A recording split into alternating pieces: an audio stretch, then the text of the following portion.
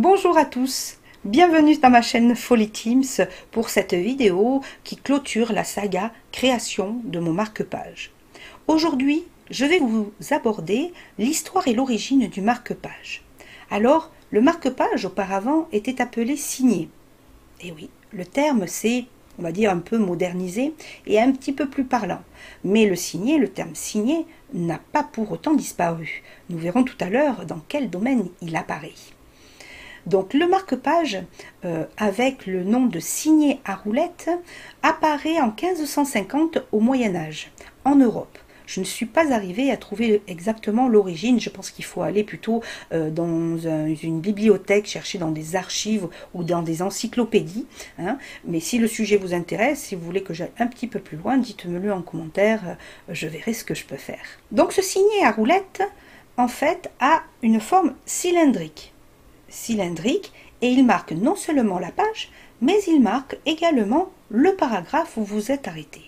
Vous pouvez le voir si vous allez sur le site de la bibliothèque Diderot de Lyon. Alors, je reprends mes petites notes qui s'appellent Bibulion, hein, B-I-B-U-L-Y-O-N.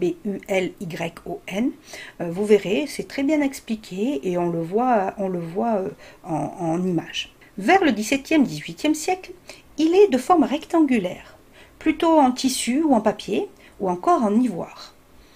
Ensuite, on le trouve également sous forme de petite bandelette qui est carrément insérée dans la reliure du livre, pardon, pas du document, mais du livre. On le trouve sous cette forme-là plutôt dans les livres anciens ou dans les livres de collection, notamment. À travers les siècles, le marque-page a évolué. Et le marque-page a évolué au niveau de son rôle.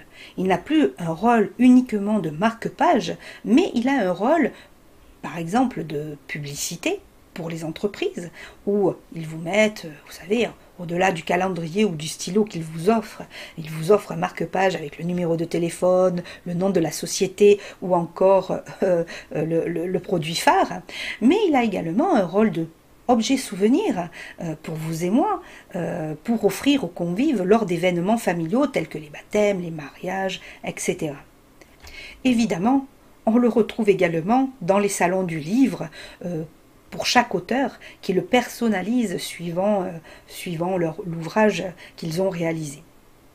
Alors, en parlant du salon du livre, il y a un salon du signet et du livre qui a lieu tous les ans à Muret, près de Toulouse.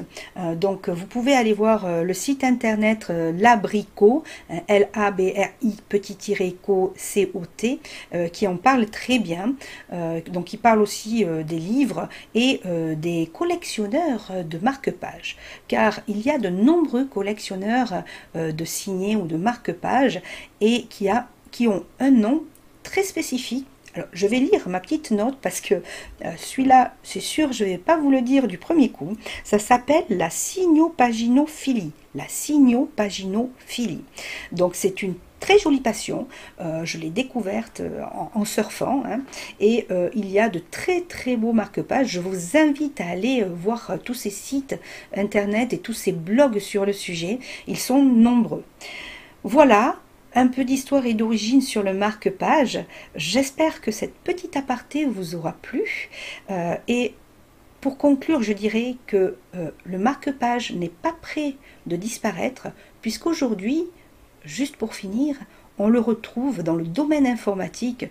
Vous en êtes peut-être pas aperçu, mais dans les traitements de texte, les applis de traitement de texte, c'est ce qu'on appelle le signet. Tout simplement, on revient au terme ancien et on le retrouve aussi notamment dans les liseuses, où on peut mettre notre signet pour reprendre notre lecture plus tard.